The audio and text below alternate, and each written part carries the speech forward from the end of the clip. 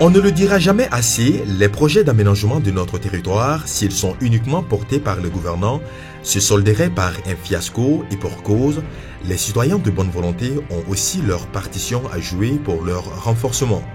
S'il faut nommément citer celles et ceux qui, se nourrissant de leur seule volonté pour apporter leur pierre à l'édifice national, on n'aurait pas péché de lister Mme Sangaré Fadima Alzahra Touré, initiatrice du concept de Bamako Ville Lumière.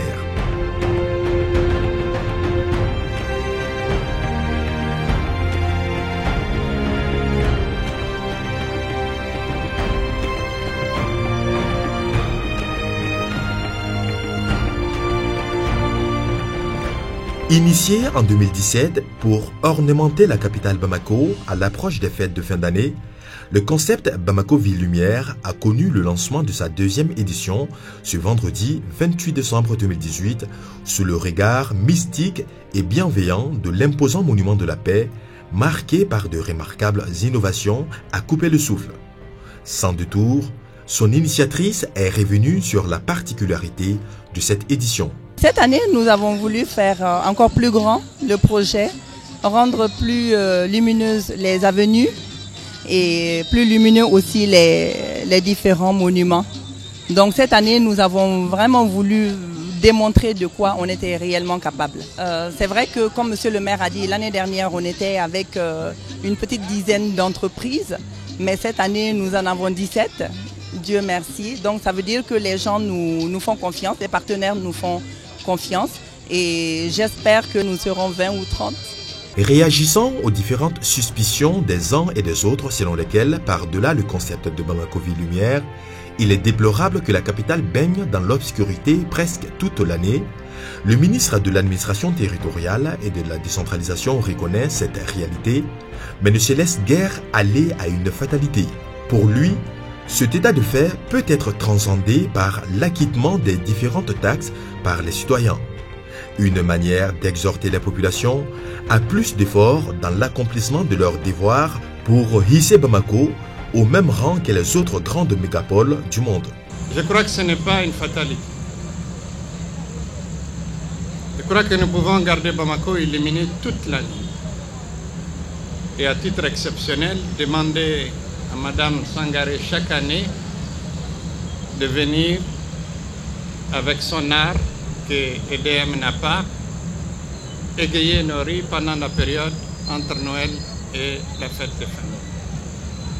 Je dis donc que ce n'est pas une fatalité, c'est possible. Et j'aurais bien aimé que le ministre des Finances soit ici auprès de nous. Mais normalement, les 3 taxes qui vont permettre au district de Bamako de disposer de davantage de ressources sont une annexe à la loi de finances de 2019.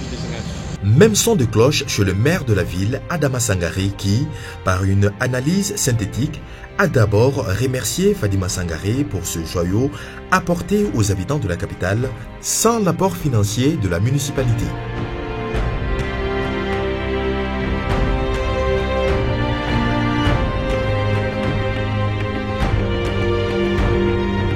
Après un panégyrique à l'adresse de l'initiatrice du concept de Bamako Ville Lumière, le chef de la municipalité de Bamako s'est livré à un exercice pédagogique expliquant le bien fondé du paiement de la taxe pour le développement régional et local en vue de rendre la ville plus salubre et plus lumineuse. L'engagement avec une telle détermination et que nous, que ce soit les élus, que ce soit vous les populations, qu'on ne paye pas les taxes pour au moins amener un peu plus de salubrité dans cette ville.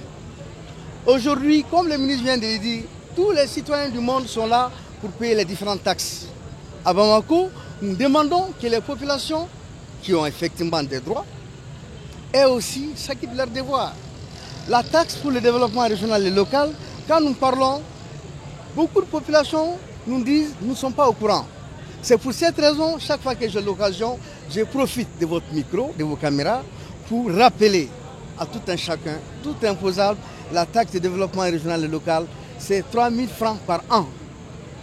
Imaginez, Bamako dépasse les 4 millions d'habitants. Si 1 million s'acquittait déjà de ces 3 000 francs, nous sommes déjà à quelques milliards. Sur un ton teinté d'une humilité proverbiale, la jeune entrepreneur a remercié les différents partenaires qui lui ont fait confiance et s'est finalement résolu à prôner le respect des installations pour une belle et heureuse année 2019. Alors je dis merci à la population, merci de prendre soin des installations, ces installations qui sont là pour vous, pour que vous en profitiez. Et j'en profite aussi pour souhaiter une très belle année 2019 à tout le monde.